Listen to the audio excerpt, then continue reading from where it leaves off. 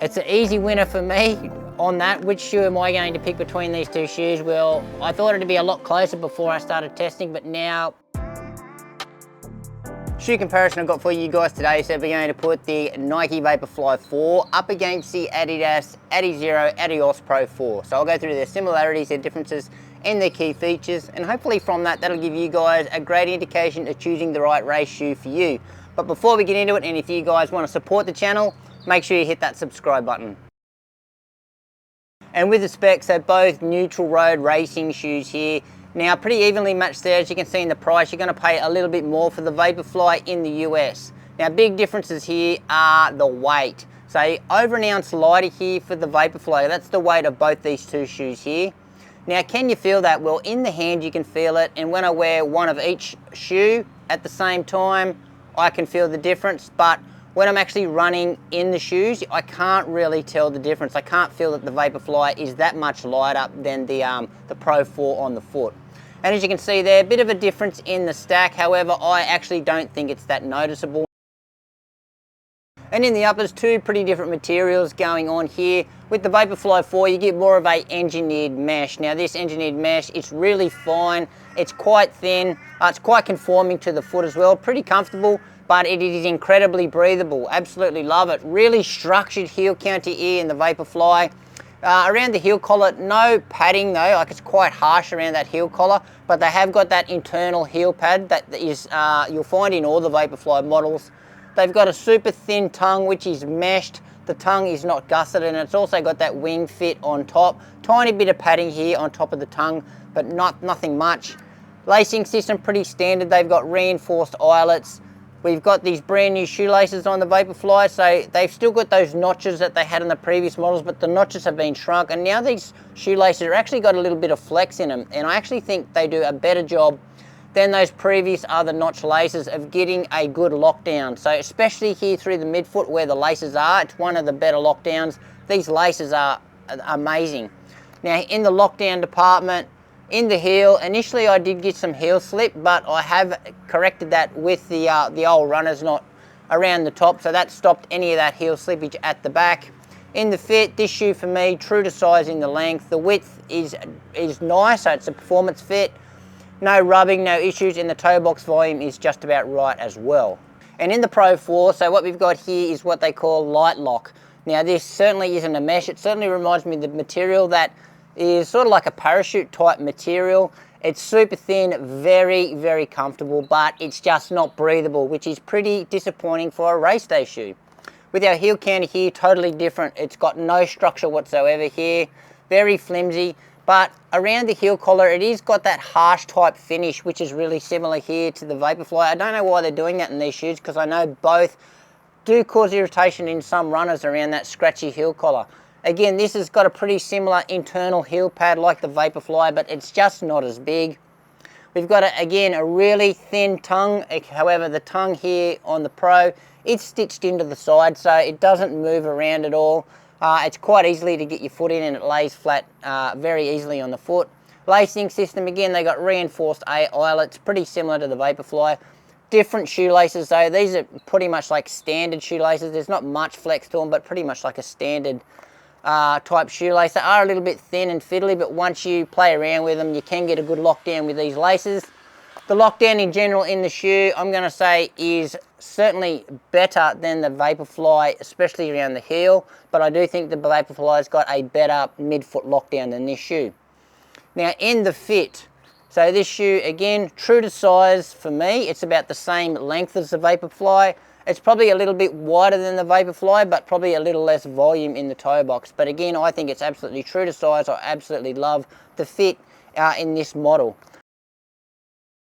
And in the outsoles, two pretty different designs going on here. So with our Vaporfly, so pretty much the entirety of the forefoot is covered there in their brand new lightweight rubber compound. Now to me, the actual tread pattern is very similar to what they used in the Vaporfly 1 and 2. However, it's a very different compound. It feels much more like a rubberized EVA, like a foamy compound. It's certainly wearing down that way, and it feels that way to the touch, so much softer.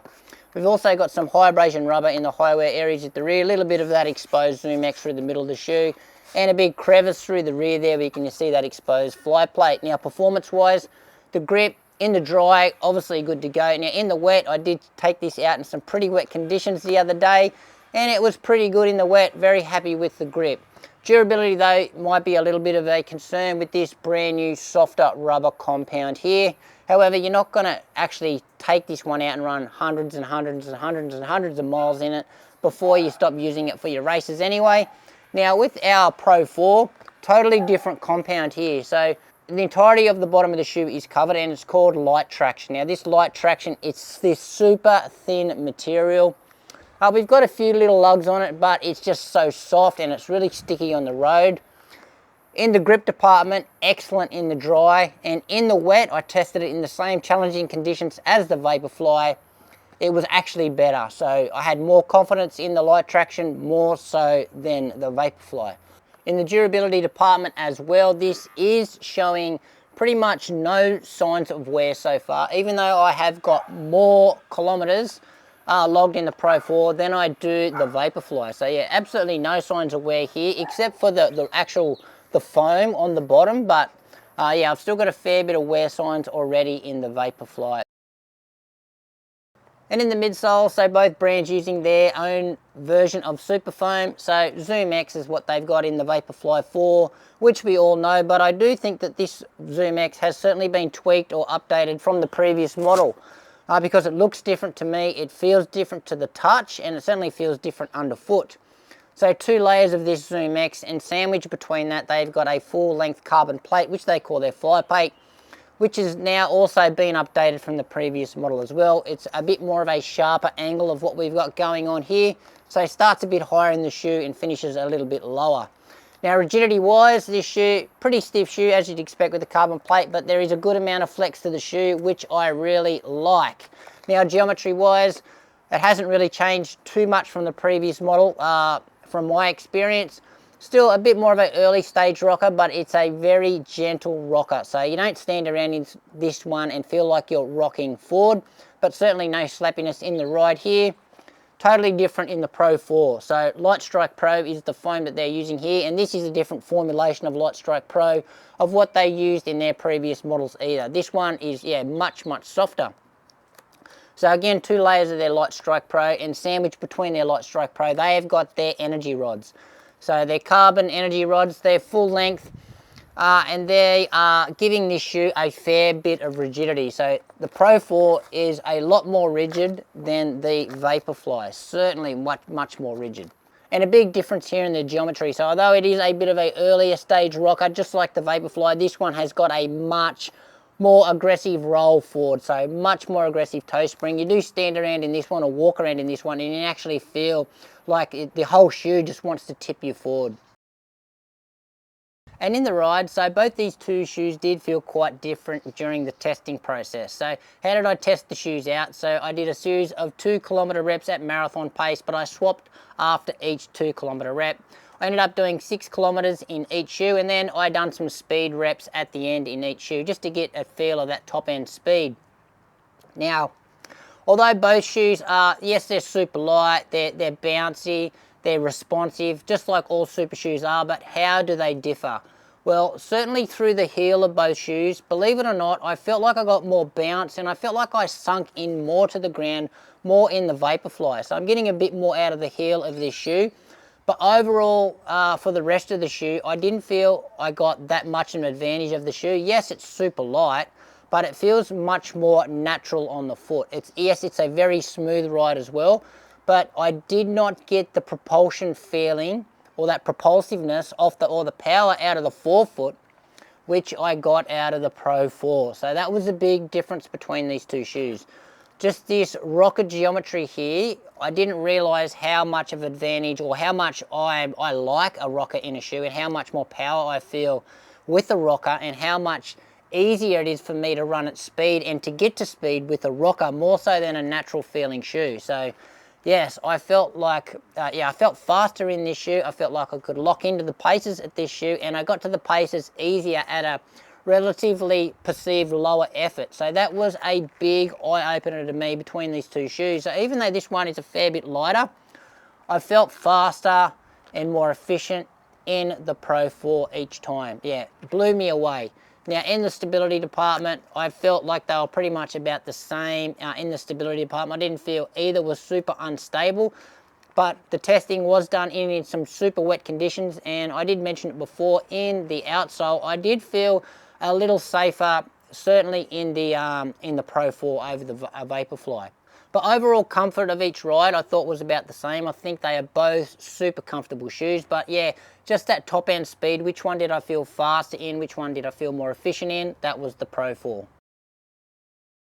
And best shoes, so from my experience, I do think the Vaporfly 4 is moving away from that marathon distance. So this lower stack certainly feels like it bottoms out a little bit more easily. And I'm not getting, again, that propulsive feeling or that power out of the forefoot, even though it's such a light shoe.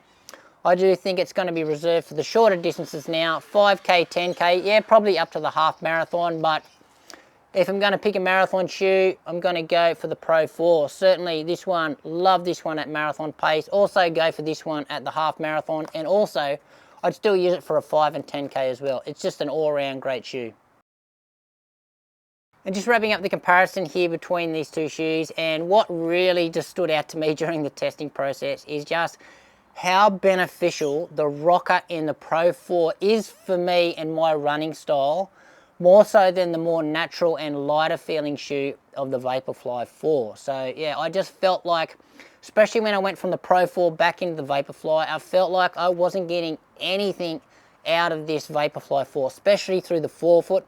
Felt like I had to work just way too hard to get to the pace that I felt like I was doing much easier in the Pro 4, and that rocker just, the advantages of this rocker in this shoe for my running style is just, yeah, it's just amazing. So it's an easy winner for me on that. Which shoe am I going to pick between these two shoes? Well, I thought it'd be a lot closer before I started testing, but now I think the Pro 4 for me wins hands down. I'd pick this one for pretty much, I think I'd pick it for a 10K, half marathon and marathon over the Vaporfly, where I think I just picked the Vaporfly purely just on its lightweight for the 5K. But anyway, guys, that's it from me. Any questions you've got regarding these two shoes, anything I didn't cover, just drop it in the comments. Thanks for watching. Make sure you give this video a like, subscribe to the channel, and we'll see you next time.